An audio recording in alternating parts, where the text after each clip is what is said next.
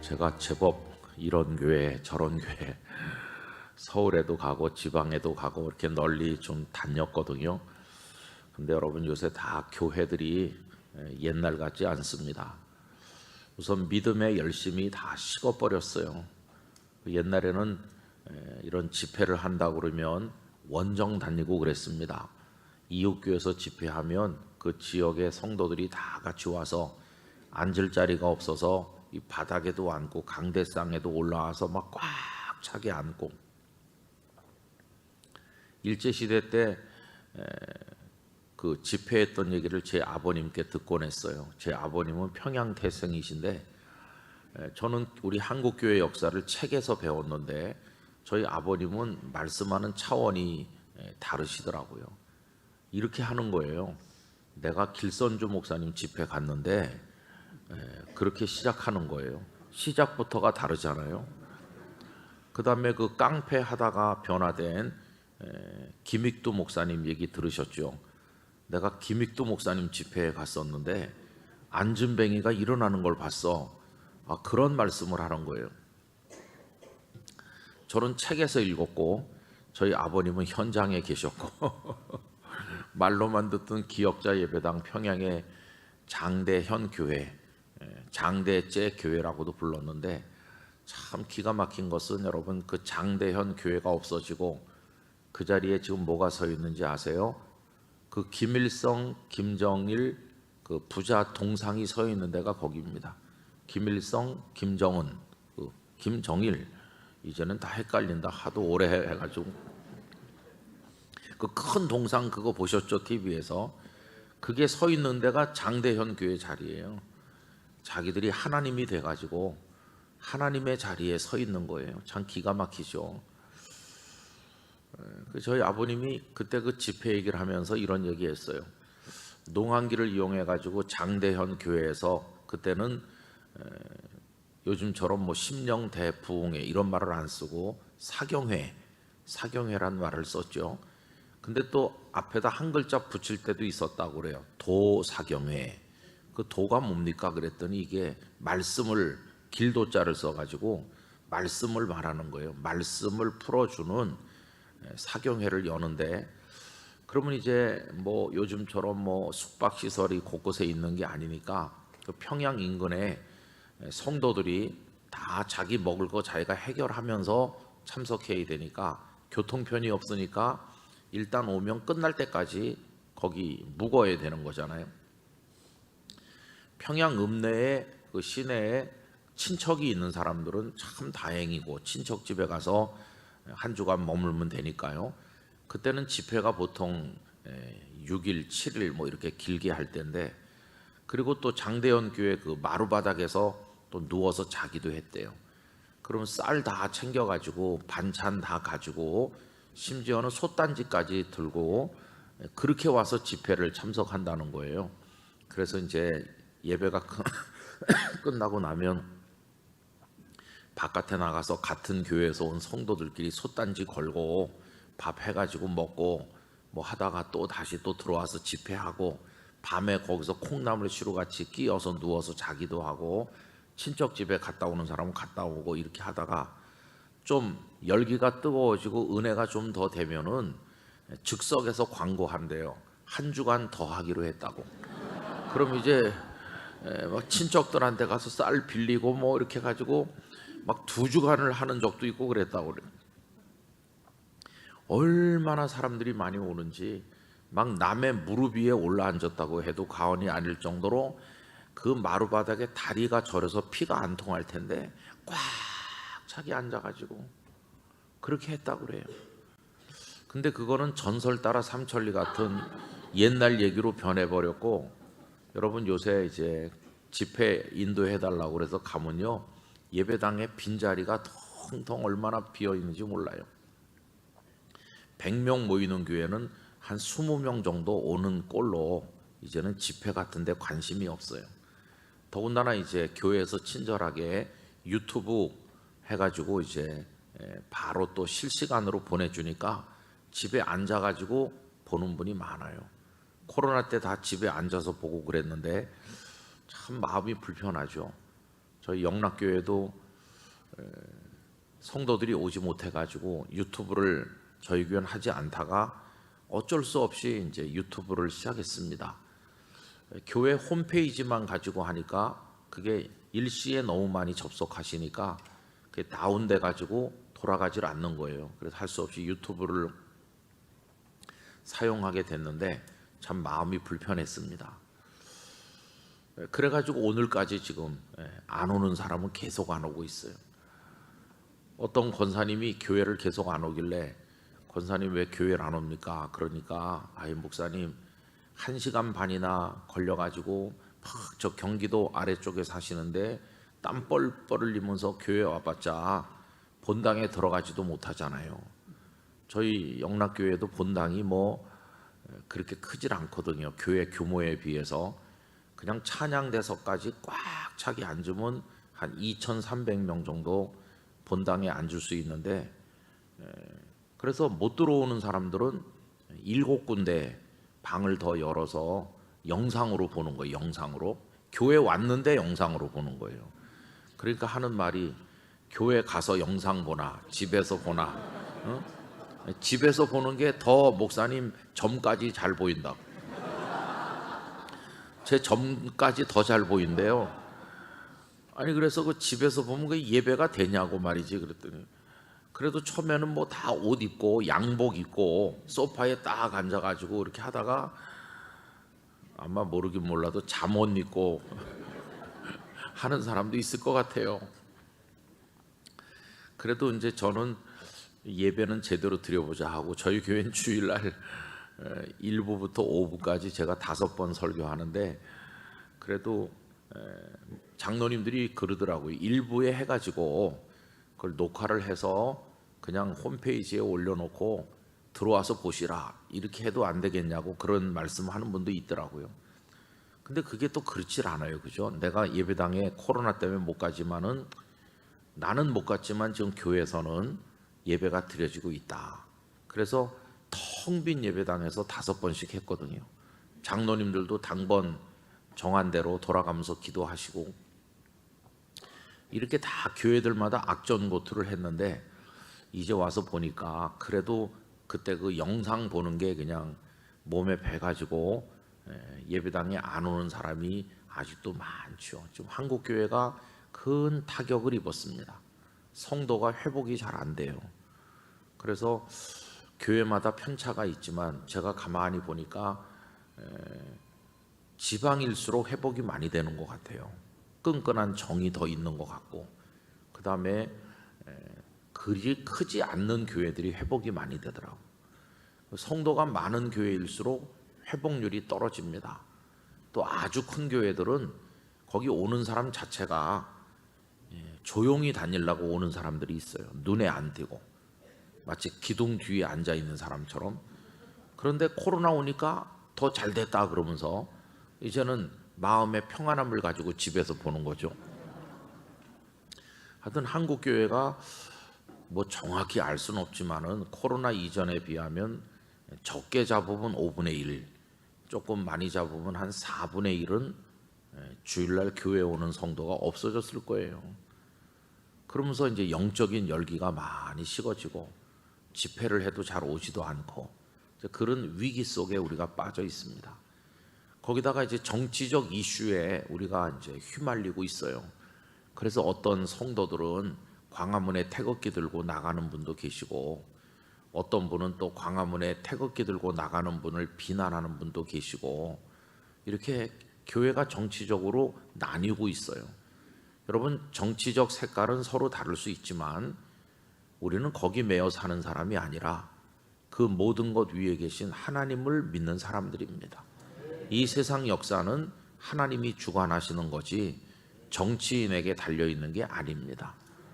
내가 물론 정치적 입장을 가질 수는 있지만 여러분 진리 중에 진리요 역사의 주관자 되시는 우리 주님을 바라봐야 됩니다. 교회가 그런 데 휘말리면 안 되는데, 어쨌든 그 현실 정치 이슈 때문에 많은 교회들이 흔들리고 상처도 받고 오늘날도 뭐 별로 변하지 않았다고 생각합니다. 앞으로 우리가 넘어야 될 이제 큰 과제 중에 하나라고 생각합니다. 그러면서 교회가 지금 코너에 몰리고 있어요. 옛날에는 그래도 교계 어른들을 우리 사회가 존중했습니다. 우리 한경직 목사님만 해도 박정희 대통령 때 독재한다 흔히 그랬잖아요. 그때 군사 독재다. 그래서 뭐 데모하는 학생들 뭐 이렇게 갇히고 그러면은 한경직 목사님이 전화를 청와대에다 하면 그 박정희 대통령이 정중하게 받으시고, 목사님 무슨 하실 말씀이 있으십니까? 그러면은 한 목사님께서 그렇게 갇힌 사람들 좀 풀어주시는 게 좋겠어요. 너무 그렇게 심하게 하지 않으시는 게 좋겠어요. 이렇게 하면 또 풀어주고 그랬다고 그래요. 그러니까 교계 어른을 존중하는 거죠. 근데 요새는 우리 기독교계의 목소리가 그냥 다 땅에 짓밟히지 누구도 존중을 안 하는 것 같아요. 그래서 뭐 우리로서는 받아들이기 어려운 황당무계한 일들도 많이 벌어지고 있습니다. 여러분들이 잘 아시는 게 포괄적 차별금지법이라고 하는 거를 하겠다고 그동안 했었잖아요. 차별금지법이라는 말은 참 좋은 말이에요. 우리 사회에 차별이 없어져야 되는 게 맞죠. 근데 문제는 어느 사회나 그 사회를 지키려면 차별이 없을 수는 없어요. 예를 들면은 도둑질하고 강도질하는 사람을 어떻게 우리가 차별을 안 할 수가 있습니까? 도둑질하고 강도질하는 사람을 차별하는 방법이 뭡니까? 그들을 체포해가지고 재판을 해서 사회를 지키기 위해서 교도소로 보내잖아요. 그것도 일종의 차별이죠. 왜 나를 차별합니까? 이렇게 말하면 그게 통합니까? 안 통하는 거죠. 그러니까 모든 사람의 인권을 인정하지만 범법자들은 처벌을 하는 게 어느 사회나 다 있는 거예요. 전 세계 어디나. 그런데 그 앞에다가 포괄적이라고 하는 걸 붙이니까 많이 달라졌어요. 원래 우리나라에 장애인을 차별하면 안 된다, 뭐 여성을 차별하면 안 된다, 이게 따로따로 차별금지법이 많이 있습니다. 이미 우리나라에는. 그런데 그걸 하나로 묶는 게 포괄적이라는 거예요. 하나로 다 묶어가지고, 그러면서 그 속에 눈치 못 채게 몇 개가 들어있는 거예요. 성에 의한 차별이 없어진다 뭐 이래가지고, 물론 남성 여성 차별하면 안 되는데 제3의 성도 있고, 그 다음부터 말이 조금 이상하게 꼬이는 거예요. 그죠? 그래가지고 희한한 성도 많이 있다고 그러면서, 여러분 하나님은 남자와 여자를 만드셨는데 우리나라 헌법에도 가정은 남자와 여자로 이루어진다고 돼 있어요. 그런데 헌법도 무시하고 동성 결혼을 합법화하기 위해서 그런 걸 법안을 제출한 국회의원들이 많아요. 또 어떤 국회의원이 법안을 제출하면 동료들이 품앗이 하듯이 거기다 나도 지지합니다. 그래가지고 또 사인을 하거든요. 그래서 그런데 사인한 국회의원이 수십 명이나 돼요. 그리고 지난 국회에 그게 청문회까지 다 통과했었기 때문에 본회의에서 표결만 하면 통과될 그 지경에까지 몰렸었어요. 많은 성도들이 항의도 하고 데모도 하고 서명 날인도 하고, 많은 목사님들이 뭐 이런저런 노력도 하고 해가지고, 그래서 지난번 국회에서는 그게 폐기된 거예요. 또 그때 국회의장 하시던 분이 교회 장로님이시고, 그래서 절대로 본회의에 상정하지 않겠습니다, 뭐 이런 그런 일도 있고 그랬어요. 근데 지금 또 뭐 그런 일들이 다른 방법으로 또 많이 진행되고 있고, 그래서 작년에 대법원에서 법에 의한 게 아니라 판결에 의해서 남자끼리 살고 여자끼리 살아도 의료보험 혜택을 주기로 했잖아요. 이미 그게 결혼을 인정하는 거나 마찬가지입니다. 그걸 가정으로 인정하는 거니까. 그래서 우리나라도 지금 참 하나님의 창조 질서를 위배하는 지경에까지 막판에 몰려 있어요. 거기다가 또 최근에는 한 세 달쯤 전인지 어떤 국회의원들이 무제한 낙태법이라는 거를 발의해 가지고 지금 국회에 계류돼 있어요. 원래 낙태는 소중한 생명이기 때문에 하면 안 된다. 그래 가지고 누가 하냐 하면은 산모가 아기를 낳을 때 생명이 위험하면 의학적 판단에 의해서 산모의 생명을 지키기 위해서 이 아기는 낙태해도 된다. 아주 엄격하게 하는 거죠. 또 아기가 엄마 뱃속에서 좀 크면 그다음에 낙태를 못하게 해요. 그런 걸 했었는데 지금 새로 제출된 법안은 그냥 무제한으로 하게 하자는 거예요. 거기다 또 기가 막힌 것은 병원에 가서 의사 선생님에게 진찰을 받고 이렇게 정상적으로 하는 것도 아니고 약물 낙태법도 그 속에 들어 있어요. 집에서 그냥 자기가 약 사다 마시면 그냥 애가 지워지는, 그것도 그 속에 들어. 그렇게 하자고. 그러면 아기가 벌써 많이 컸는데 약 한 병 마신다고 그 낙태가 제대로 되겠어요? 애만 죽고 그게 뱃속에 걸려 있으면 산모까지도 위험하지 않겠어요? 근데 그런 걸 하자고 법안이 지금 현재 대한민국 국회에 올라와 있어. 참 기가 막히죠. 한쪽에서는 아기를 안 낳아가지고 학교도 애들도 없고, 우리나라 군대도 지금 60만에서 50만이 무너지고 군인도 없고 지금 뭐 다 나라가 지금 망할 판인데 아기 낳게 하겠다고 80조를 그동안 사용했습니다. 애 낳게 하려고 애 낳으면 돈 준다 뭐 80조나 투자를 한쪽에서는 하면서 한쪽에서는 마음대로 애를 안 낳아도 되도록 지우는 법을, 이게 앞뒤가 맞질 않잖아요. 그래서 우리 기독교계는 그런 거 포괄적 차별금지법 하면 안 됩니다. 뭐 그런 낙태법 이런 거 하는 거는 생명을 가볍게 여기는 거라 안 됩니다. 그래도 아무도 우리 기독교계의 말을 듣질 않아요. 우리 교회는 완전히 우리 사회에서 약간 정신 나간 사람들처럼 취급되고 있어요. 그래서 진정한 평등을 바라며 나쁜 차별금지법에 반대하는 전국연합, 이름이 너무 길어서 외우기 어려운 단체가 있습니다. 그래서 거기 오는 분들도 그 이름을 잘 모르고 오기 때문에 간단하게 줄여서 진평연 이렇게 부르는데 몇백 개 시민단체가 그 속에 소속돼 있어요. 그리고 사람들이 저를 불러다가 그 대표해라 그래가지고 제가 요새 그 진평연 대표하고 있거든요.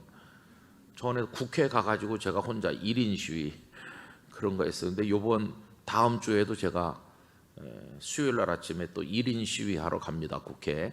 요번에는 무제한 낙태법 그거 반대하려고. 아니, 목회하기도 힘든데 가서 그런 걸 국회의원들이 제일 많이 들어오는, 아침에 출근할 때 국회의원 차가 제일 많이 들어오는 그 문 앞에 가서 서 있는 거예요. 요새 기도 제목은 그날 춥지 않게 해달라고 기도. 영하 10도 이러면 제가 어떻게 그래도 하여튼 뭐 가서 좀 해야 되는 거죠. 기독교가 이제 발언권이 없어요. 우리 사회. 세상 사람들도 교회 다닌다고 그러면 아직도 교회 다니냐 이렇게 우리를 비난한다고 그래요. 코로나 때는 마치 우리 교회가 코로나를 배양해가지고 퍼뜨리기라도 하는 것처럼 얼마나 우리 교회를 비방했습니까? 그죠? 온 세상이 그렇게 우리가 비방도 당하고, 그러면서 참 우리 한국 교회들이 어려운 지경, 안팎으로 다 어려워요. 애들이 없으니까 교회 학교가 없어진 교회들이 많아요.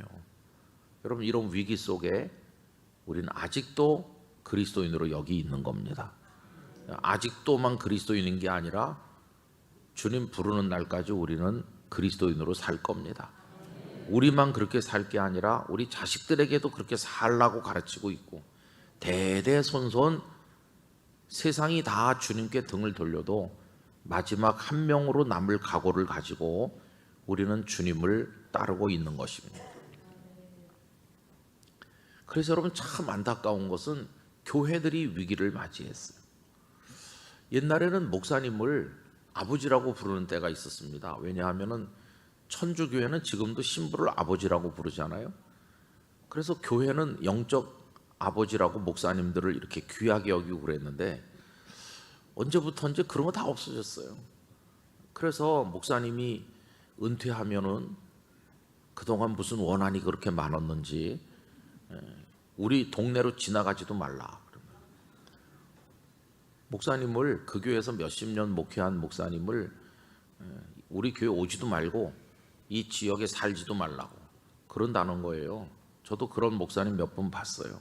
목사님이 피눈물을 흘리는 거죠. 내가 뭐 이 교회에서 도둑질을 했나?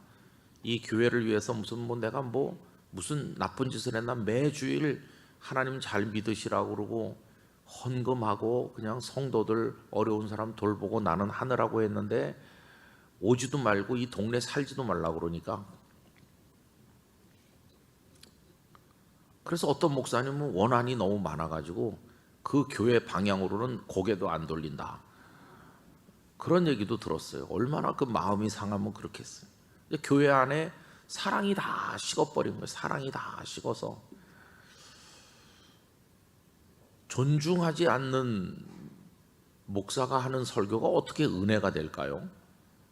참 슬픈 겁니다. 제가 우리 서울로에 한 3, 4년 된 것 같은데 세문안 교회에서 서울로에 장로님들이 몇백 명 모이셨는데 저보고 와서 자유 주제로 한 2시간 자유 주제로 얘기해 달라고 그래서 가서 장로님들에게 무슨 말씀 드릴까 하다가 그 얘기를 했어요. 목사님을 모시는 것에 대해서, 목사님을 청빙하는. 근데 요즘에는 목사님을 주님의 종이라고 하고 모셔오는 게 아니고 마치 신입사원 채용하듯이 성도들이 목사님을 다리 꼬고 앉아서 점수를 매기는 거예요. 아, 저 목사는 머리칼이 없어서 안 되겠네. 그럼 저는 늘 떨어지겠죠. 그런 식이에요. 그래서 저희 교회에 있던 어떤 목사님이 미국에서 공부해서 신학 박사도 되신 분인데 어느 교회 담임 목사로 지원했었는데 안 되셨어요. 그랬더니 그 목사님이 슬픈 얼굴로 저한테 말했어요. 목사님, 제가 어떻게 주의 종으로 복음을 전하려고 목사가 됐는데 제가 무슨 상품인 것처럼 평가받는 게 너무도 슬픕니다. 나를 주의 종으로 생각하는 게 아니라 무슨 상품처럼 점수를 매기는데 너무 비참했습니다. 그래서 저 그렇게 목회하고 싶지 않다고 저한테 와서 얘기하는데 참 안 됐어요. 그랬더니 하나님께서 그분을 그렇게 해서 목회하지 않게 해주시더라고요. 어느 대학에서 교수님으로 모셔가셨어요. 근데 요즘에 교회들이 그래요. 그저 그때 장로님들에게 그런 말씀 드렸어요. 아니 그래서 장로님이 점수 매겨가지고 이 사람은 시원치 않은데 뭐 그래도 어떡하겠나. 지원한 사람 중에서는 그래도 괜찮아 보이네. 그래가지고 이제 목사님을 모셔온 게 아니라 뽑았다 이렇게 말해요. 뽑았다. 우리가 뽑았어. 그러니까 장로님들은 마치 그 기업의 사장님 같고 목사님은 뽑힌 말단 사원 같은 거예요. 그래갖고 무슨 영적 질서가 잡힐까요? 그래서 무슨 목사님이 권위를 가지고 하나님 말씀을 전할 수 있을까요? 그 성도들이 귀에 거스리는 설교를 할 수 있을까요? 야단치는 설교했다가 당장 쫓겨날 텐데. 그래서 형편없게 믿는 성도들한테도 잘 믿으신다고 그렇게 아부해야 되는 목회를 한다면 그런 목회를 뭐하러 할까요? 제가 부산에서 목회할 때는 교우 여러분 이렇게 설교했어요. 교우 여러분 안녕하셨습니까? 근데 영락교회 왔더니 어떤 분이 저한테 건의를 했어요. 목사님 기왕에 하는 거 교우 여러분이라고 하지 말아주세요. 그럼 뭐라고 하면 됩니까? 그랬더니 성도 여러분 이렇게 해주세요. 조금 기분이 안 좋더라고요. 왜 그러냐 하면은 교우하고 성도는 전혀 다른 겁니다. 교우는 그 교회 등록해서 다니면 다 교우입니다. 교우. 그렇죠? 성도는요 예수님을 구주로 믿어서 거듭난 사람이 오늘 죽어도 천국에 가는 사람이 성도입니다. 근데 교우를 무조건 성도라고 하면 매주일 성도 여러분 그러면 아직도 구원도 못 받은 사람이 나는 성도야 이렇게 착각할 거 아니겠어요? 구원 받을 만한 믿음도 없으면서 나는 성도야 이렇게 착각하면 곤란하잖아요. 그건 참 이상한 얘기다. 오히려 교우 여러분 그러면은 그 얘기를 들을 때마다 그래 내가 교우로 머물지 말고 잘 믿어서 성도가 돼야지 이렇게 겸손해질 수 있는데 그분은 저한테 성도 여러분이라고 해달라고 심각하게 얘기하시더라고요. 근데 정확히 하려면 이렇게 해야 되는 거죠. 일부 성도, 일부 교우 여러분 이렇게 해야 되는데 바쁜 설교 시간에 언제 그렇게 하고 있겠어요. 그래서 그냥 앞에 건 다 빼고 그냥 여러분 그렇게 하다가 이제 그냥 서비스로 성도라고 해드리자. 그리고 요새는 성도 여러분 이렇게 하고 있어.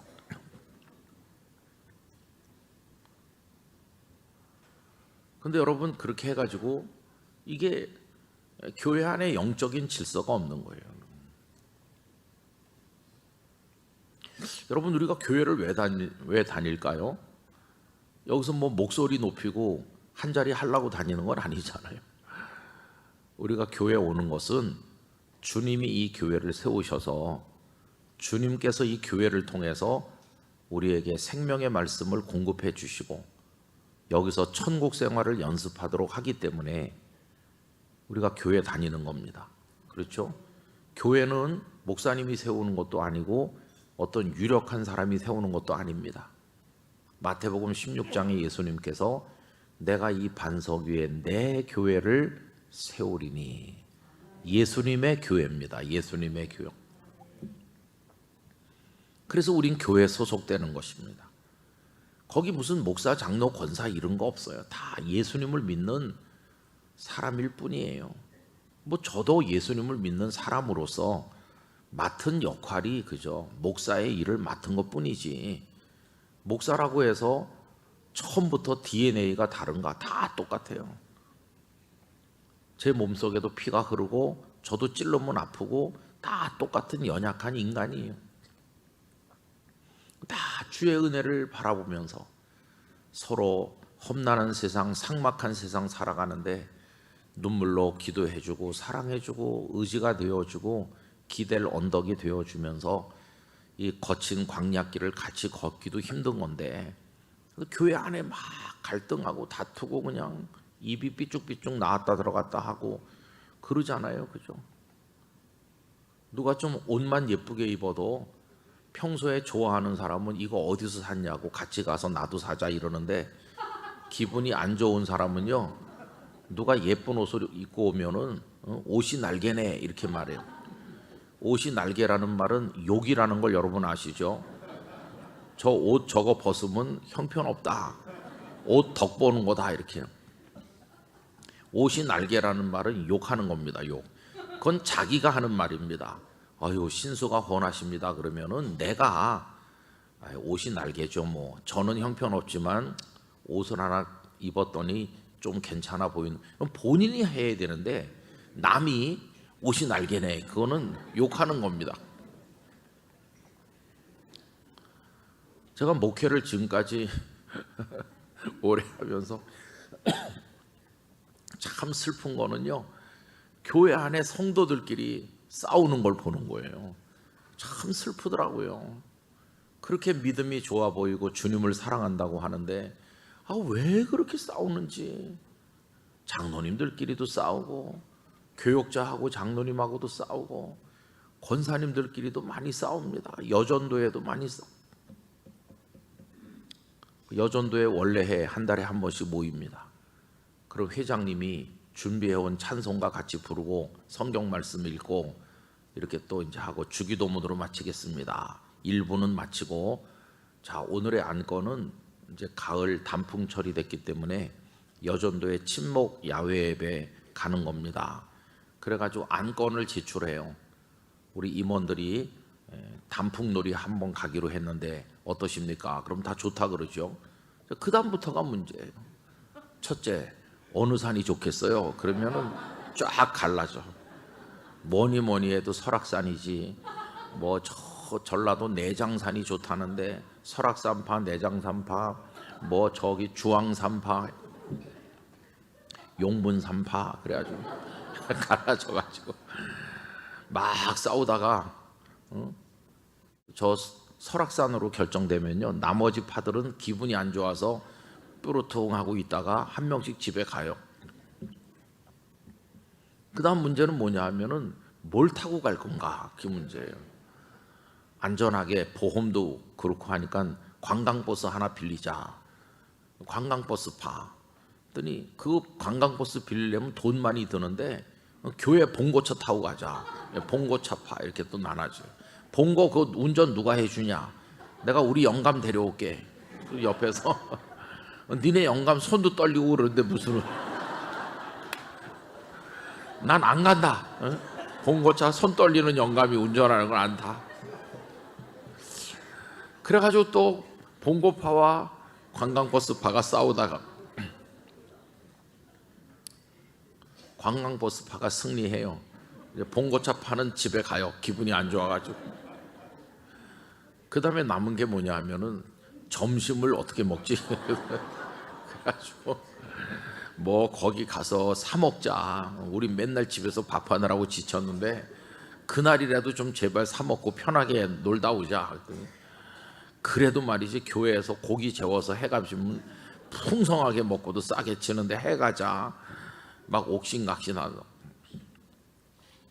그래 결국은 이제 이렇게 떨어지고 저렇게 떨어지고 의만 상하고 화만 나고.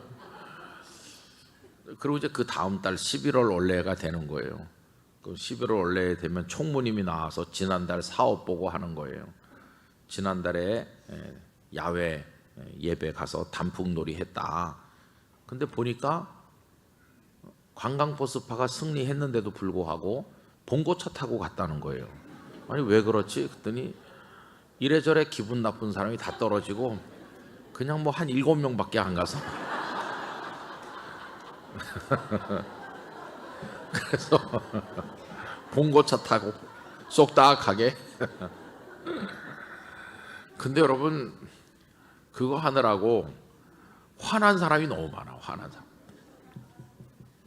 네가 말이야 그때 내가 설악산 뭐 내장산 말하는데 너는 반대했지. 그 원한이 몇 년 가도 안 없어져. 그런 걸 왜 하는지 모르겠어요. 아니 싸움은 사탄과 싸워야 되는데 우리끼리 싸워가지고 다 나가 떨어져 있으니까 사탄이 무혈입성하는 거예요. 무혈입성. 사탄과 싸울 병사가 없어요. 우리끼리 싸워가지고. 여러분 지금 한국 교회는요 성도가 줄어들고 침체하니까 책임 누구 때문인지 그거 밝히느라고 살벌합니다. 목사님이 시원찮아서 그래. 저는 뭐 목사기 때문에 한국 교회 90% 이상의 책임이 목사한테 있다는 걸 인정합니다. 진실로 인정합니다. 그런데 그렇다 할지라도 목사님 때문이라고만 말하면 안 되죠. 목사님 때문이라고 말하면서 뒤에 저희도 부족하고요. 이렇게 붙이면 얼마나 좋아요. 그럼 서로 부족하면 같이 끌어안고 기도하면서 잘해봅시다 이러면 되는데 참 그래서 싸우는 교회도 많아요. 여러분 제가 왜 이런 얘기를 쓸데없는 얘기를 하나 하면요. 좋은 교회 하나가 다이아몬드보다도 지금 귀합니다. 좋은 교회 하나를 지키는 게 얼마나 중요한지 몰라요. 제가 많은 교회를 가본다고 그랬잖아요. 다 텅텅 비고 교인이 준다고 그랬잖아요. 그런데 이 코로나 와중에도 오늘 저녁에 이렇게 성도들이 어제도 많이 모이시고 어제 제가 저 문에서 들어오면서 가슴이 뭉클했다고 그랬잖아요. 여러분 이렇게 집회를 열고 성도들이 많이 모이는 교회가 거의 없어요. 용문교회 다니시는 걸 감사하셔야 돼요. 그래서 이 교회를 지키셔야 되는 거예요. 교회를 절대로 무너지면 안 돼요. 여러분, 좋은 교회는 찾아다니는 게 아닙니다. 많은 사람들이 어느 교회가 좋대요 그러면서 기웃거려요. 근데 좋은 교회는 찾아다니는 게 아니고 현재 내가 몸담은 교회를 눈물로 기도하고 사랑해서 갖고 나가는 거예요. 좋은 교회가 되도록.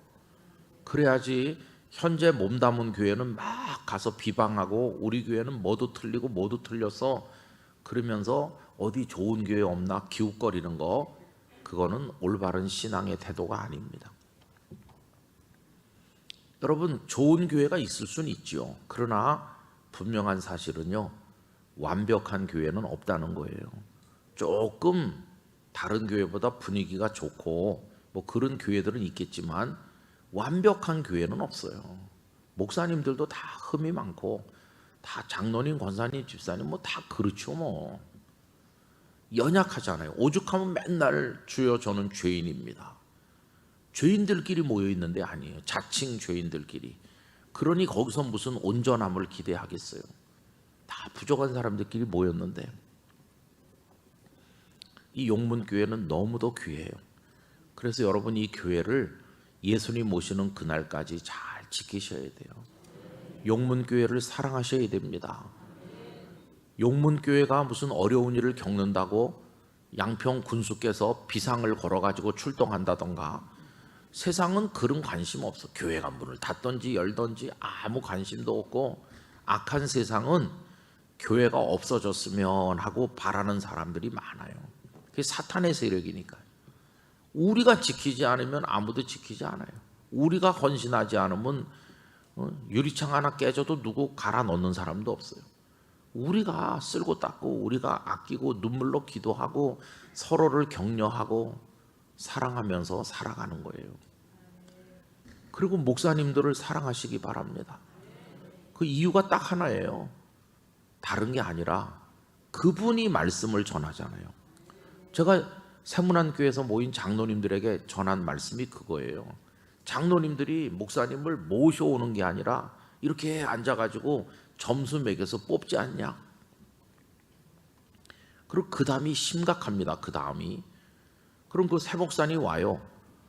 근데 장로님은 평생 믿었고 한 60 넘어 다 장로가 되셨는데, 새로 오신 목사님이 이제 한 뭐 30 몇 살, 40 몇 살, 아직도 젊고 경험도 없고 그렇잖아요. 그게 부족하죠.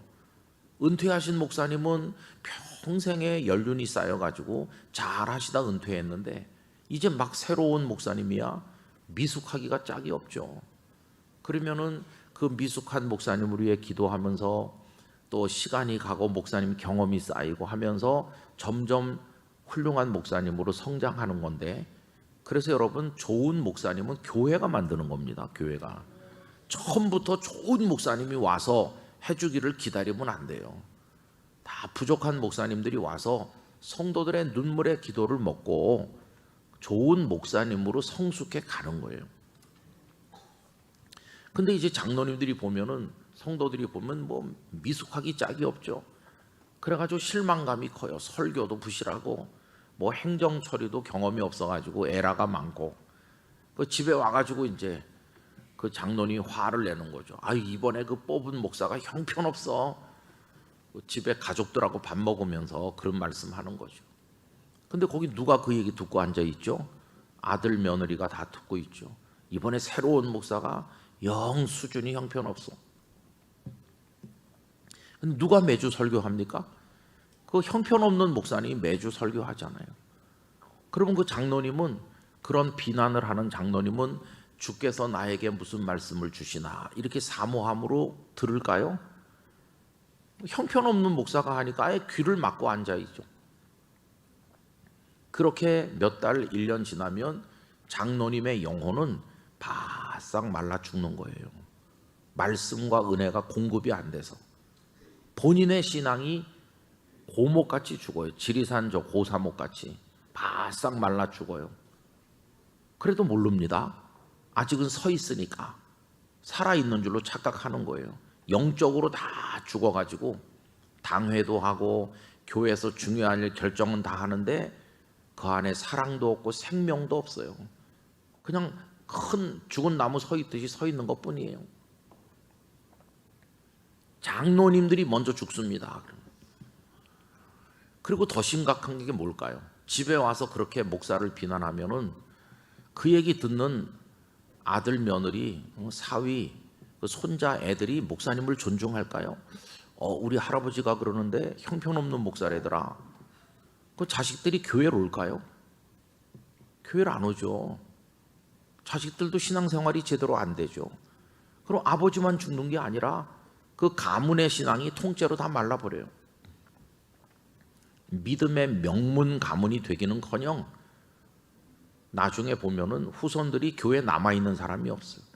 그 할아버지가 장로님이었다는데 그 손자 손녀는 교회도 안 나와. 그런 집안이 얼마나 많다고요. 그래서 제가 그 수백 명 장로님들에게 이거는 정말 심각한 겁니다. 장로님들 가정의 신앙을 위해서도 목사님들을 존중하셔야 됩니다. 그런 얘기를 제가 했어요. 참 목사로서 장로님들만 많이 모셔다 놓고 목사를 존중하라고 말하는 게 하기 어려운 얘기인데, 제가 그날 뭐 좋아하든 안 좋아하든 이런 얘기 내가 안 하면 누가 하겠나, 그런 생각으로 한 2시간 했어요. 장로님들이 심각하게 들으시더라고요. 그리고 그 이후에 담임 목사님을 못 모셔서 내홍을 겪는 교회들이 저한테 와가지고 성도들 모아놓을 테니까 그런 얘기 좀 해달라고. 제가 가서 좀 하기도 하고 그랬어요. 무슨 얘기를 말씀드리느냐 하면은, 사탄이 교회를 무너뜨리려고 하면은 목사님을 집중 공격합니다. 목사님 한 명만 넘어지면 교회는 금방 넘어집니다. 목사님이 무슨 어떤 이성의 유혹에 넘어간다든지, 목사님이 물질의 유혹에 넘어간다든지, 목사님이 영적으로 타락한다든지, 목사님이 이단의 교리를 받아들인다든지, 목사님들도 신천지에 많이 빠지는 그런 일이 벌어지면 그 교회는 통째로 무너지는 거예요. 그래서 여러분들이 기도를 많이 해야 목사님이 지켜지는 거예요. 그리고 저 목사님이 이 강단에서 내게 생명의 말씀을 선포하지 않냐, 그래서 목사님을 사랑해드리라는 거예요. 달리 하는 말이 아니고 내 영혼이 살기 위해서. 그분이 두 손 들어서 축도하는데 그분이 빌어주는 축복의 기도가 우리 가정에 임하기를 위해서. 그래서 그 목회자들을 존중해달라고 하는 거예요. 어떤 분들은 명절 되면 목사님 넥타이 하나 사드리자, 물론 그런 것도 중요하겠죠. 그러나 넥타이도 사드리고 식사도 대접해드리고 하면서 목사님이 요번에 우리 교회 기도회 하는데 기도회는 뭐하러 해요? 그러면은 목사님이 대접받은 게 얹혀요, 얹혀.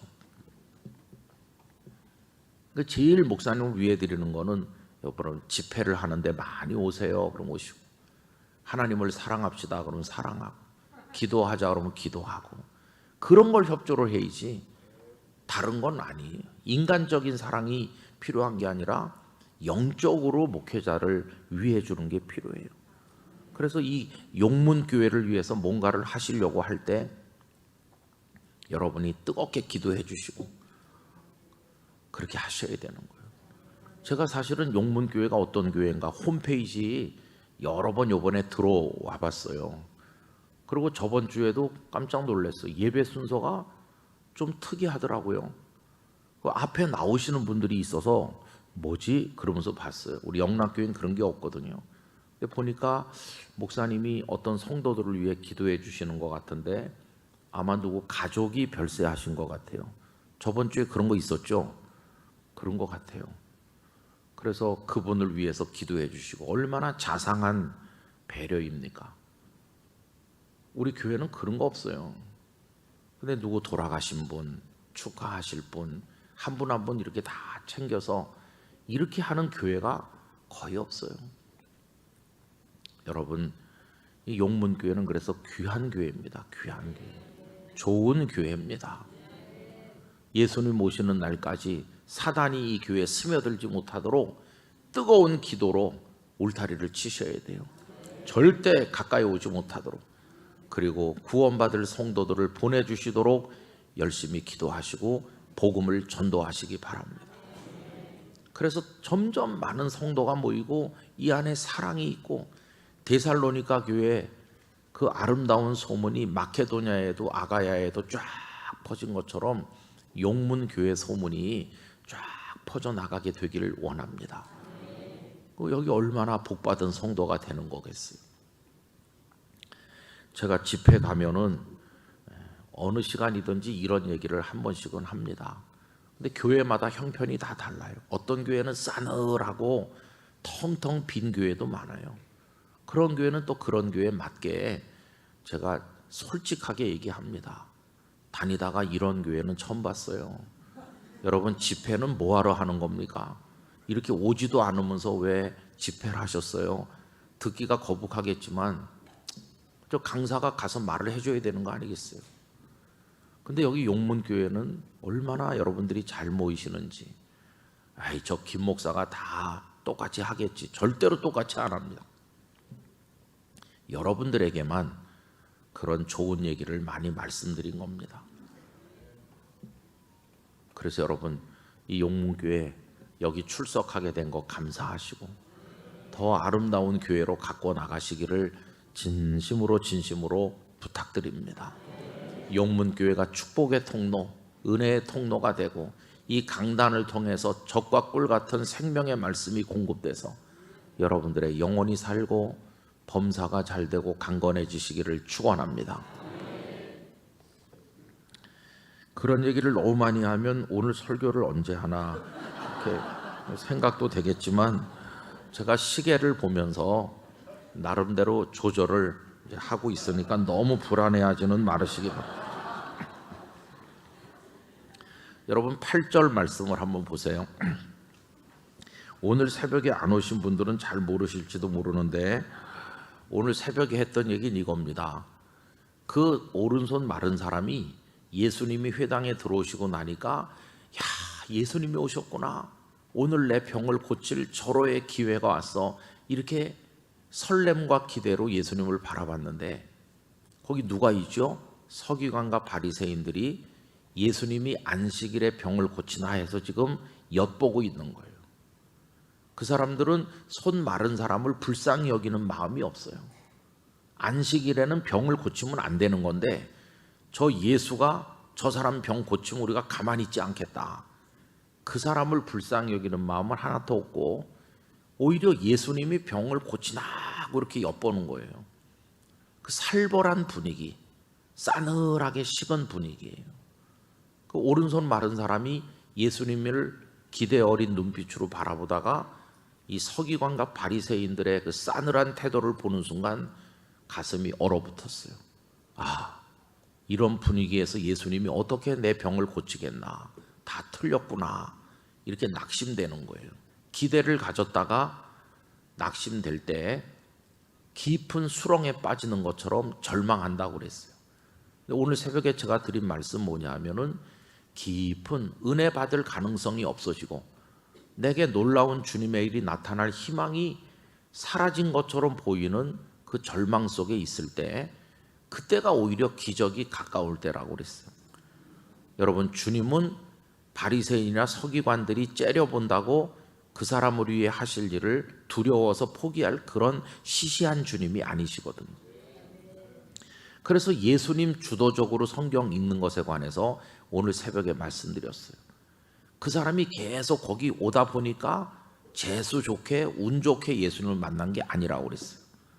예수님은 그가 거기 있는 걸 아시기 때문에 다른 회당에 가지도 않으시고 그를 만나러 일부러 오신 거다. 그를 꼭 고치려고 작정하고 오신 거다. 서기관 아니야 누가 엿봐도 예수님은 그를 고치신다. 그게 예수님의 사랑이시다. 그 얘기를 제가 오늘 새벽에 말씀을 드렸어요. 그러면서 혈루증 여인 얘기도 했었죠. 새벽에 못 오신 분들은 나중에 유튜브에 아마 올라 있을 테니까 보시면 돼요. 근데 여러분, 예수님은 그 서기관과 바리새인들이 그런 못된 마음으로 지금 엿보는 걸 다 알고 계셨어요. 그래서 오늘 말씀 8절 앞에 보시면 예수께서 그들의 생각을 아셨다. 이 그들이 누굴 가리키는 것일까요? 서기관과 바리새인들의 그 꼬부라진 못된 생각하는 거를 예수님은 다 알고 계셔요. 다 알고 계신 거예요. 너희들은 진짜 못됐구나. 너희들의 이 불쌍한 형제가 이 손 마른 게 고쳐지기를 위해서 너희들이 먼저 나한테 부탁을 해도 시원치 않을 텐데 그 사람의 아픔 따위는 하나도 관심도 없고 어떻게 엿보고 있느냐, 왜 그렇게 사악하냐, 주님은 다 아시는 거예요. 그럼 여러분 참 이상한 게 있어요. 예수께서 그들의 생각이 그렇게 삐뚤고 꼬부라져 있다는 걸 다 아셨으면 그 다음에 예수님이 하심직한 행동이 뭘까요? 상식적으로 말하면 이렇게 하셔야 돼요. 예수님께서 서기관과 바리새인들을 바라보면서 너희들 참 못났다. 이 사람 불쌍한데 나한테 이 사람을 고쳐달라고 부탁이라도 해야 될 판인데 어떻게 이 안식일에 병을 고치나 하고 엿보고 있느냐. 불쌍하지도 않느냐. 너희들이 그러고도 유대 지도자냐. 이렇게 그들을 책망하셔야 될 것 같잖아요. 그렇죠? 그들의 생각을 아셨으면 그들을 꾸지람을 하셔야 될 것 같아요. 근데 여러분 그런 걸 하셨나요? 안 하셨나요? 아예 상대를 안 하셨어요. 아예. 그런 사람들한테 말하고 싶지 않다는 거예요. 이미 다 꼬부러져 있는 그 사람들을 예수님은 상대조차 하지 않으셨어요. 그리고는 누구에게 말씀합니까? 예수님은 손 마른 사람만 상대하셨어요. 바리새인, 서기관 다 제쳐놓으셨어요. 너희들이 그러든지 말든지 다 제쳐놓으시고 예수님의 관심은 누구에게 있을까요? 은혜를 갈망하는 사람에게만 있는 거예요. 손 마른 사람은 너무너무 안타깝게 예수님이 회당에 오셨을 때 내가 고침받아야 되는데 하는 간절함이 있잖아요. 그래서 예수님은 그 사람만 상대하시는 거예요. 그래서 그에게 뭐라고 말씀하십니까? 이르시되 일어나 한가운데 서라 이렇게 하시죠. 바리새인, 서기관 다 제쳐놓으셨어요. 이거 무슨 뜻이냐 하면은 자네하고 나하고만 중요하다는 거예요. 너하고 나의 관계가 중요하지 옆에 누가 있는지 아무것도 중요하지 않다. 옆에 천만인이 너를 미워하고 그래도 상관없다는 거예요. 오른쪽 왼쪽을 볼 필요가 없고 좌우를 기웃거리면서 겁먹지 말고 너는 나만 보고 내가 시키는 대로만 하면 된다는 거예요. 여러분 어렵고 힘들 때 주변을 살필 필요가 없습니다. 여론을 살필 필요가 없고 남들이 뭐라고 말하는지 그런 거 신경 쓸 필요가 없어요. 그냥 주님 한 분만 보면 됩니다. 주님도 나만 바라보시니까. 결국 신앙은 핵심이 어디에 있습니까? 주님과 나의 관계입니다. 주님과 나. 주님과 나. 우리 성도님들이 지금 주님 앞에 서 계신 거잖아요. 그것만이 중요한 거예요. 옆에 사람이 뭐 박수를 치던 옆에 사람이 욕을 하던 다 중요한 게 아니고 내 주님이 나에게 이렇게 말씀하신다. 그것만이 중요한 거예요. 주님이 말씀하시면 그대로 하기만 하면 되는 거예요. 그대로 하기만. 예수님 그에게 뭐라고 했습니까? 두 가지를 말씀했습니다. 첫째는 일어나라, 일어나. 이 사람이 일어나라고 주님 말씀하신 걸 보면 지금 어떤 상태로 있습니까? 쪼그리고 앉아 있다는 거예요. 쪼그리고 앉아 있구나. 쭉 일어나질 못하고 한쪽 구석에 쪼그리고 앉아 있는 거예요. 쪼그리고. 주님은요, 우리를 사랑하시기 때문에 우리가 사람들 앞에 당당하게 일어서지 못하고 부끄러워하면서 쪼그리고 앉아 있는 거 마음 아파하십니다. 나는 내가 사람들 다 눈에 보이도록 일어서길 원한다. 내 인생이 일어나서 돋보이는 인생이 되길 원한다. 나는 내가 그렇게 멋지게 살길 원한다. 이게 하나님께서 우리에게 대해서 가지시는 뜻입니다. 어느 부모가 자식이 쪼그리고 살길 원하겠어요? 벌떡 일어나서 당당하게 대장부처럼. 그게 첫 번째고, 두 번째는 어디에 서라고 하죠? 한가운데 서라. 이 말은 그 사람이 지금 어디 있다는 거예요? 저 구석에 있다는, 구석에. 구석에 쪼그리고 있는 거예요. 손도 말랐지, 아무도 반겨주지도 않지, 회당에 오긴 와도 저 구석에 쪼그리고 있는데 두 가지를 주문하셨어요. 일어나라는 거 하나, 그 다음에 한가운데 와서 서라는 거예요. 한가운데. 왜 구석에 그늘 속에 보이지도 않는 곳에 잊혀진 존재처럼 왜 그렇게 있니? 한가운데 와서 우뚝 서, 무대 한복판에 서. 네가 주인공이야, 주인공. 스포트라이트를 받는 곳에 일어나라. 여러분, 이때가 그 사람에게는 참 어려운 순간이에요. 두 가지죠. 야, 예수님이 날 외면하지 않으시는구나. 저 서기관과 바리새인들이 저렇게 엿보고 있는데도 불구하고 예수님은 저 사람들 조금도 개의치 않으시고 나를 보고 말씀하시는구나. 나를 보고, 주님은 저들을 제쳐놓으시고 나를 향해 말씀하는구나. 이렇게 고마운 주님이시구나. 가슴 속에 감개무량한, 그게 그 사람의 마음이에요. 그죠? 날 향해서, 인간 취급도 못 받는 나를 향해 저 주님이 말씀하시다니, 그게 막 가슴에 눈물이 폭발했을 거예요. 그게 하나인데 또 하나는 뭐냐 하면은 망설임이죠. 아유, 저 서기관과 바리새인들이 저렇게 보고 있는데 내가 일어나도 될까? 한가운데 나오라고 하니 내가 그걸 어떻게 한가운데 나가지? 많은 사람이 지금 날 보고 있는데 내가 일어나서 한가운데 가면 완전히 찢길 텐데. 저 서기관과 바리새인들이 너 다음부터 회당에 오지 마라, 이 동네 살 생각하지 마라, 어떡하지, 큰일 났네. 이 사람이 일어나자니 서기관도 바리새인도 두려운 거예요. 주님이 말씀해 주신 게 고맙긴 한없이 고마운데 막상 일어나서 한가운데 서려고 하니까 그들이 두려운 거예요. 여러분, 우리 똑같아요. 주님께서 나를 사랑해 주시는 건 고마운데 주님의 말씀대로 하자니 두려운 게 많아요.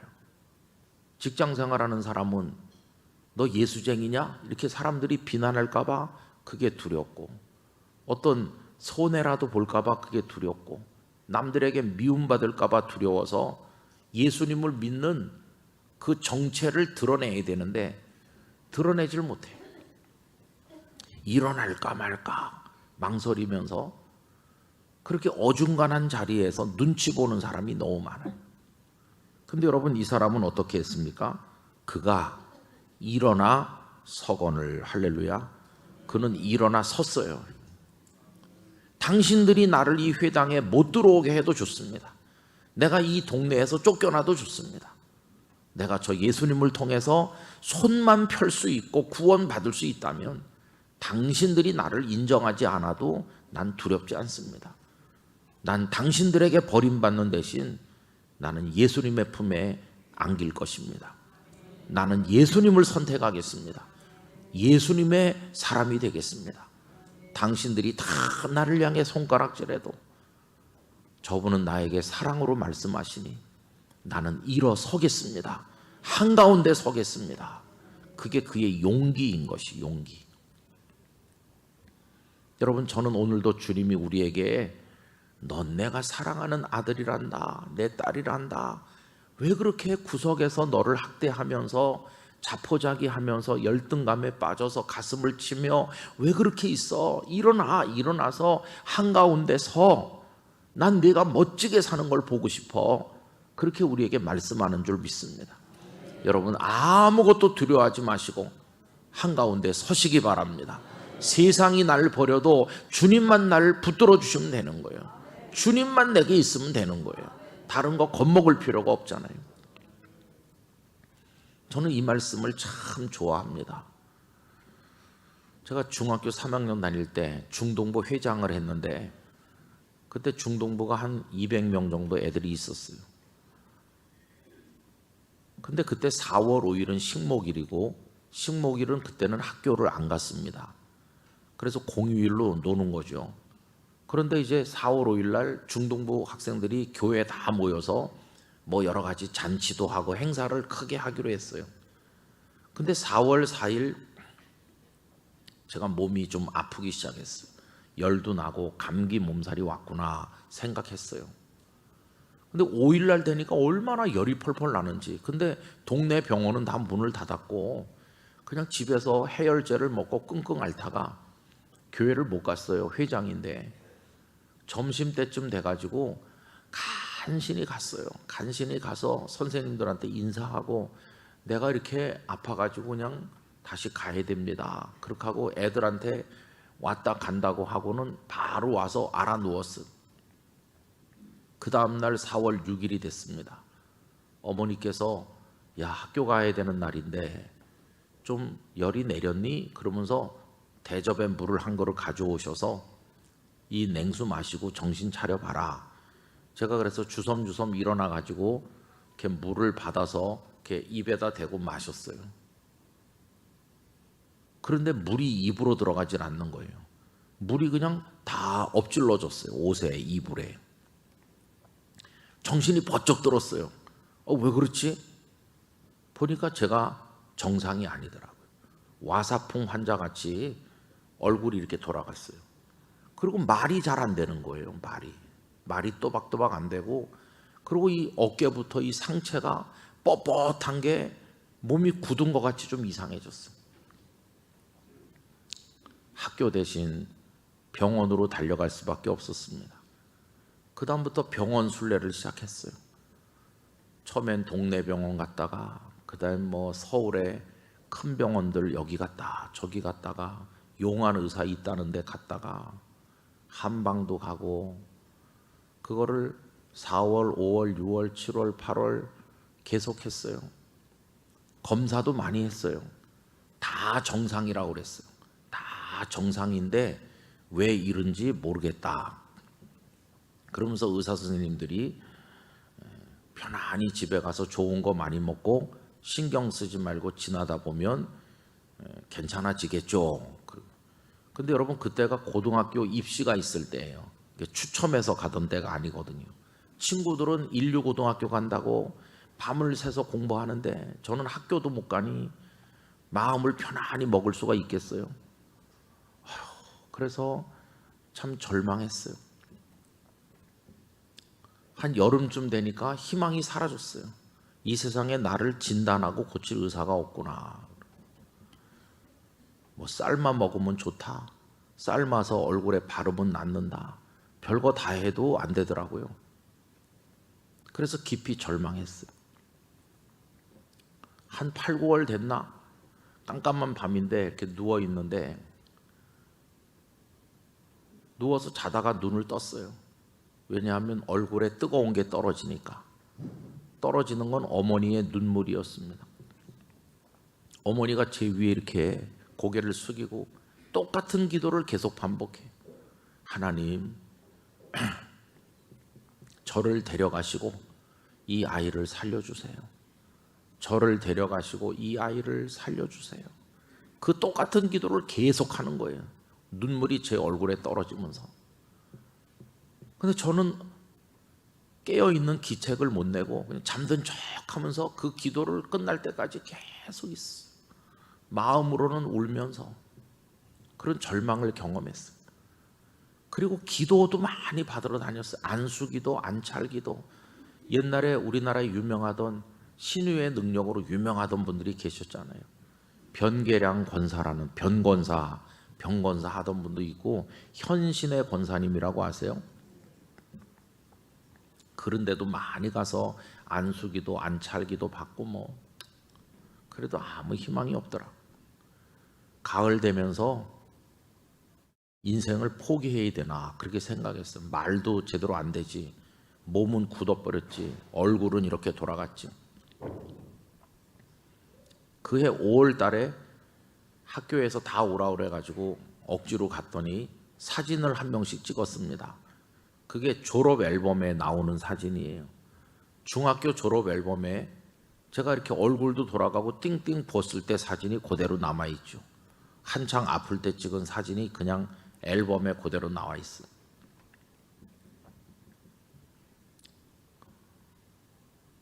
근데 한 9월 말쯤 됐을까? 전혀 모르는 다른 교회 권사님이 저를 보고 싶어 한대요. 그래서 제가 이제 신길동에 있는 영등포구 신길동에 있는 권사님 집에 갔어요. 갔더니 그 권사님이 저를 가만히 보더니 누구를 통해서 네 얘기를 들었는데 내가 기도를 좀 해야 되겠다 그런 생각이 들었다고 그냥 평범한 가정주부시더라고요. 내가 한 주간 너를 위해 금식했다. 여러분 생판 모르는 분이 저를 위해 금식해 준다는 게 얼마나 감사한 일입니까? 전혀 모르는 사람이. 그래서 내가 기도를 했더니 이런 마음이 들어서 너를 보고 싶어서 불렀다. 운성이 너 기도하는데 하나님 고쳐주세요 이렇게 그렇게만 기도하지 말고 이제는 기도할 때 하나님 고쳐주시면 목사 되겠습니다. 그렇게 기도해 보는 게 어떻겠니? 저는 원래 요만했을 때 목사 된다 그랬어요. 어른들이 너 커서 뭐 될래? 그러면 목사요 이렇게 많이 했어요. 그럼 어른들이 저를 쓰다듬으면서 너는 생긴 것도 목사같이 생겼다. 꼭 커서 목사 되라 그랬거든요. 하도 쓰다듬어서 다 달았어요.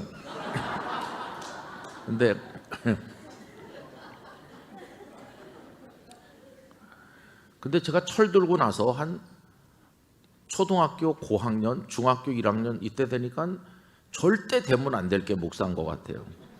목사님들 하나같이 어깨가 축 처져가지고 이상한 신방 가방 들고 꼬부라진 권사님 뒤나 졸졸 따라다니시는데 아니 젊은 사람이 할 게 없어갖고 저런 걸 하냐.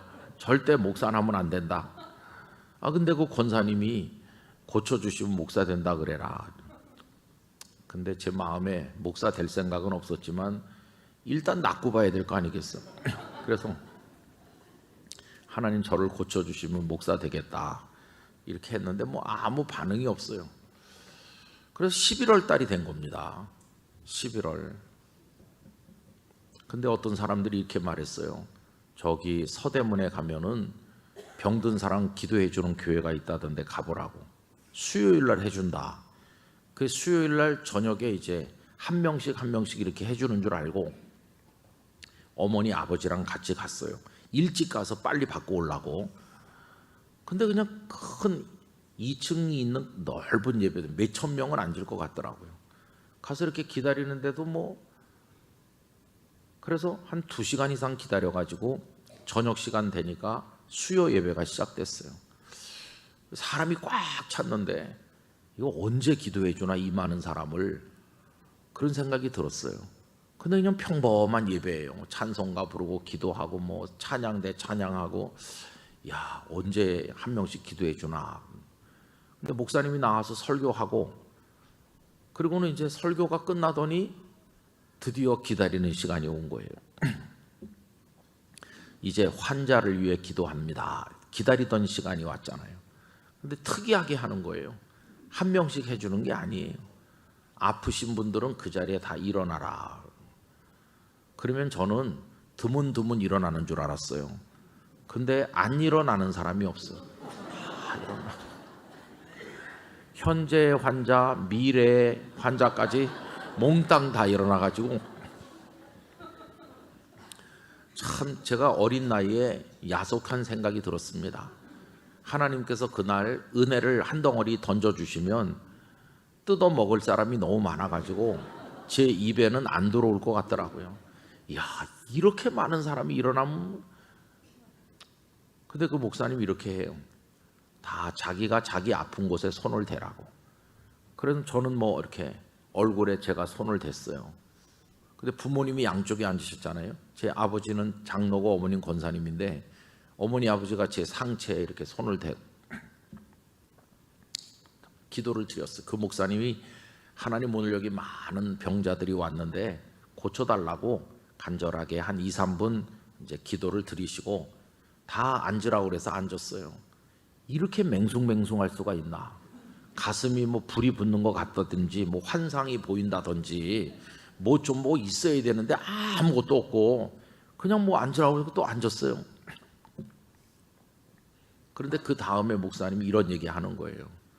방금 전에 기도할 때 성령께서 내 마음에 감동하셨습니다. 그러면서 오늘 여기 온 사람들 중에서 얼굴이 아프고 상체가 아픈 사람 하나님께서 깨끗하게 고쳐주신다는 감동이 왔습니다.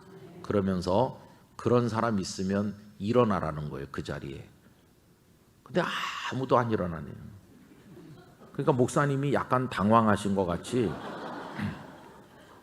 여러 번 물어보는 거예요. 그런 사람 틀림없이 있을 텐데 일어나라. 2층 없습니까? 아래층 이쪽에 저쪽에 몇 번을 물어보는데 아무도 안 일어나요. 근데 어머니가 저보고 너다 너 일어나라. 얼굴이 아프고 상체가 아프잖아.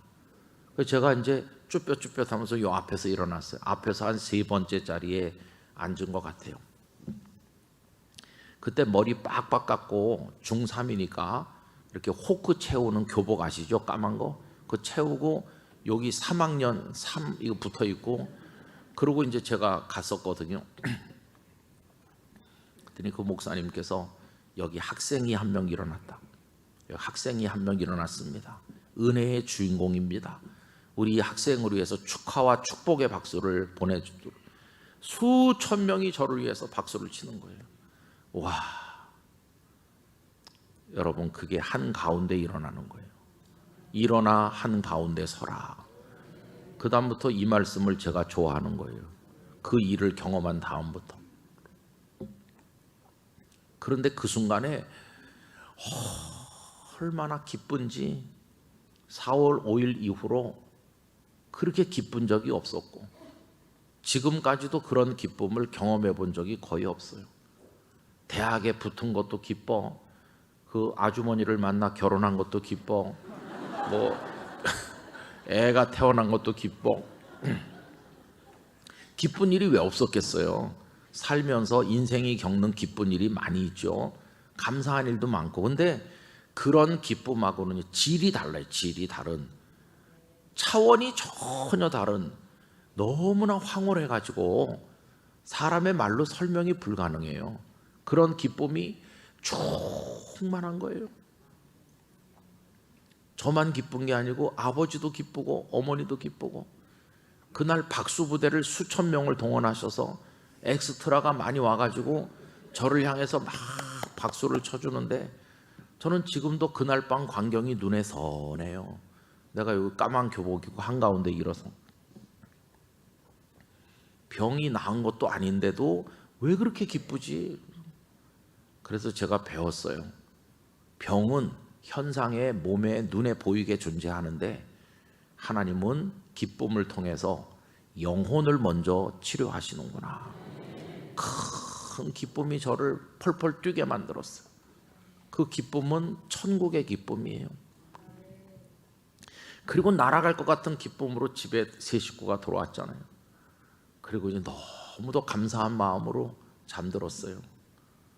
그 다음날 아침에 눈을 떴는데 뭔가 조금 다른 것 같은데 그런 생각이 들었어요.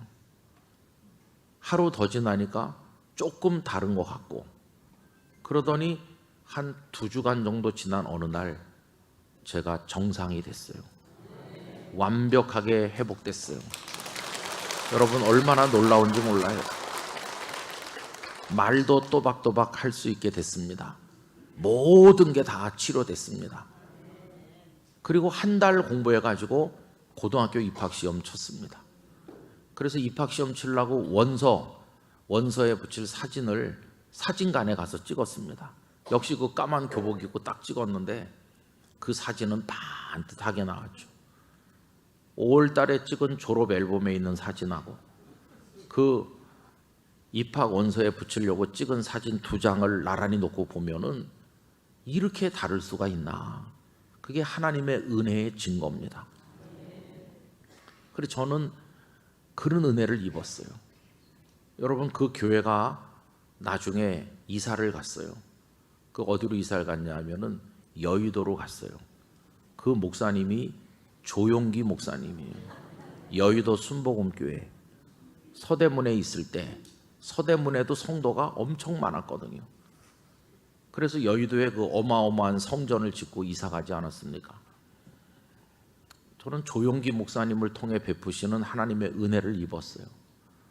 몇 해 전에 조 목사님이 별세하셨다고 그래서 제가 찾아가서 그 영정사진 앞에 서가지고 참 많은 감회가 있었어요.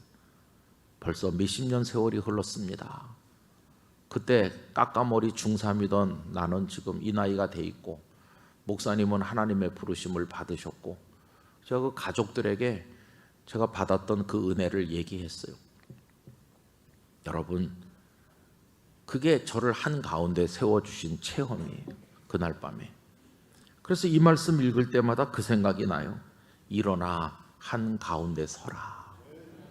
저는 이게 우리를 향한 주님의 소원이라고 믿습니다. 내 사랑하는 아들, 딸들아, 나는 너희들이 구석에 쪼그리고 있는 거 너무나 마음이 아프다. 그렇게 살으라고 너희를 세상에 보낸 게 아니다. 구석에 쪼그리고 있지 말고, 울고 있지 말고 일어나서 가슴을 쭉 펴 대장부처럼 당당하게 일어나서 그 구석에 있지 말고 한가운데 나와. 한가운데 내가 너에게 은혜를 주려고 하는데, 저 바리새인 두려워하지 말고, 겁먹지 마. 사탄을 두려워하지 말고 한가운데 나와. 나만 바라봐라. 나만. 너랑 나랑 서로 마주 바라보면 되는 거지 옆을 볼 필요가 없어. 너는 나만 보고 내가 하라는 대로만 하면 되는 거야. 순종하면 내가 너에게 은혜를 베푸는 거야. 이렇게 주님 말씀하시는 거예요. 그래서 그가 일어났어요. 일어나 섰어요. 위대한 결단입니다. 이제는 바리새인의 시선, 사두개인들의 무서운 족쇄, 그거에 매이지 않고 예수님의 사람이 되기로 결정한 것이에요. 결단하고 딱 일어났어요. 일어난 그에게 어떤 일이 생겼을까요? 그 내일 새벽에 오셔야 됩니다. 내일 새벽에 다 오셔서 네 번째 시간을 우리 같이 하도록 하겠습니다. 다섯 번째까지 다 끝나야 끝나는 거예요. 저는 오늘 저녁에 오신 성도님들, 이제는 여러분을 사랑하시기 바랍니다. 내가 나를 사랑해야 돼요. 이건 이기적인 사람이 되자는 게 아니라 주님이 나를 사랑하니까 나도 나를 사랑해야 되는 거예요. 이제부터 나의 남은 인생은 쪼그리고 살지 않겠습니다. 나 하나님의 아들이야, 하나님의 딸이야, 이렇게 당당하게 살겠습니다. 한가운데 일어서겠습니다. 아직 내가 손은 말라버린 채로, 아직은 펴지 못했지만 손 마른 채로라도 나는 한가운데 서겠습니다. 주님이 주실 은혜를 기대합니다. 그러면서 일어서는 거예요. 그죠? 그 다음 이야기를 주님이 우리를 위해 준비해 주시는 거예요. 한마디만 더 말씀드린다면, 저는 그때 중3 때 그런 은혜를 경험하고 나서 회개하는 게 많아요. 지금까지. 그럼 그때 그렇게 저를 한가운데 이렇게 세워주시고 은혜를 베푸신 것은 그때 그 일만을 위해서가 아니고, 너 평생에 내 앞에 일어서라, 내 은혜를 기다려라, 그렇게 연습시킨 거라고 생각해요. 그러면 그 이후에 성장할 때도, 목회를 할 때도 늘 주님을 믿고 한가운데 일어서는 용기를 가지고 주님을 바라봤어야 되는데, 지금까지 살아오는 그 이후로 몇십 년 동안 저는 또 자꾸만 주변을 살필 때가 많았어요. 바리새인의 눈치 보고 사두개인 눈치 보는 식으로 주님만 바라보질 못하고 인간적인 판단에 끌려다니고, 목회하면서도 사람 눈치 보고, 그래서 주님의 말씀에 순종하지 못하고 비겁하게 쪼그리고 있었던 때가 많았구나. 그게 제가 주님 앞에 죄송하게 생각하고 회개하는 것이에요. 앞으로 얼마나 더 살지 모르지만 이제는 사람 눈치 보지 말아야지. 이제는 주님이 일어서라 그러면 일어서고, 앉으라 그러면 앉고, 가라 그러면 가고, 오라 그러면 오는, 그냥 주님만 바라보는 사람으로 살다가 가고 싶다, 그런 생각이 드는 거예요. 여러분, 남들이 뭐라고 말하는지는 중요하지 않아요. 주님이 말씀하시는 대로만 하시기 바랍니다. 그러면 주님의 기적이 우리에게 일어나는 것이에요. 우린 주님의 사람 되려고 여기 있는 거지, 세상 사람들에게 점수 받으려고 눈치 보는 사람 아니에요. 세상의 평판, 여론 따위에 두려워할 필요가 없어요. 주님 한 분만 네가 옳다 그러면 옳은 것이고, 아무리 사람들이 나에게 박수를 보내도 주께서 너 틀려 먹었어 그럼 틀린 거예요. 여러분 결국은 주님뿐입니다. 이 장면을 생각해 보세요. 서기관과 바리새인들이 쫙 째려보는데도 지금 예수님은 그들을 쳐다도 안 보시고 그 사람만 보시고, 그 사람은 서기관 바리새인 더 이상 두리번거리지 않고 주님만 보는 거예요. 주님의 시선과 그 사람의 시선이 딱 마주치는 순간 일어나 한가운데 서라 하니까 그거 탁 일어났어요. 그게 벌써 은혜가 시작되는 순간이에요. 얼마나 멋집니까, 그죠? 이제 우리 남은 인생을 주 앞에 그렇게 살아가게 되기를 기원합니다. 우리 용문교회 성도 여러분, 오늘부터 다 일어나 한가운데 서는 인생 되시기를 축원합니다. 기도하겠습니다. 거룩하신 아버지 하나님, 아름답고 귀한 용문교회 성도가 되게 해주셔서 감사합니다. 목사님을 존경하여 그를 통해 주시는 은혜를 받고 영혼이 살찌게 해주시고 행복한 성도들이 서로를 사랑하며 예수님 오시는 그날까지 이 교회를 주님의 교회로 섬겨 나가게 하여 주시고 이 교회를 통해 복을 받게 하여 주시옵소서. 그리고 지금 우리 인생이 구석에 쪼그리고 앉아있는 것과 같다면 한가운데 일어서게 하시는 주님의 음성 앞에 순종하게 하여 주옵소서. 바리새인 서기관들이 지금도 많고 그들이 우리를 쪼아보고 있기도 합니다마는, 그런데 신경 쓰지 말고 오직 한 분 주님만 바라보고 주님께만 순종하고 주님만 의지하게 하여 주옵소서. 예수님의 이름으로 기도하옵나이다.